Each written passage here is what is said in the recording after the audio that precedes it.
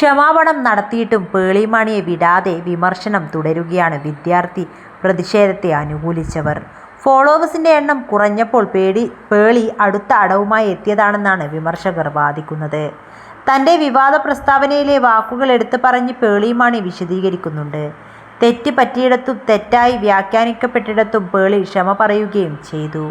വ്യക്തിപരമായി അധിക്ഷേപിക്കുന്ന തരത്തിൽ സംസാരിക്കുകയും പേളിയുടെ വാക്കുകളെ വളച്ചൊടിക്കുകയും ചെയ്ത ജോ മലൈനോടും പേളി ക്ഷമ പറഞ്ഞിട്ടുണ്ട്. ഇയാളെ പരാജയപ്പെട്ട ഫിലിം മേക്കർ എന്ന് വിളിച്ചതിനായിരുന്നു ക്ഷമാപണം.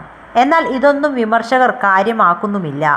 പേളിയുടെ ക്ഷമാപണത്തിൽ ആത്മാർത്ഥതയില്ല എന്നാണ് ഇവരുടെ വാദം. അടുത്ത കാലത്തൊന്നും പേളി ഇത്രയും വലിയ വിവാദത്തിൽ അകപ്പെട്ടിട്ടില്ല എന്ന് തന്നെ പറയാം. പേളിയെ വിമർശിച്ച് പോസ്റ്റുകൾ തുടരെ വരുന്നുമുണ്ട്.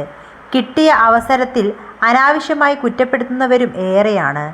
ഈ ക്ലാരിഫിക്കേഷൻ പോലും സത്യസന്ധമായി തോന്നുന്നില്ല എന്ന് തോന്നിയവർ ഇവിടെ ഉണ്ട്. പലർക്കും അഭിനയം പോലെ തോന്നിയിട്ടുണ്ടാവും ഇത്.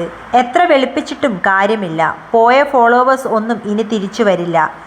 സാഫ്രോൺ ചേച്ചി എന്നിങ്ങനെ നിരവധി കമൻറ്റുകൾ വരുന്നുണ്ട്.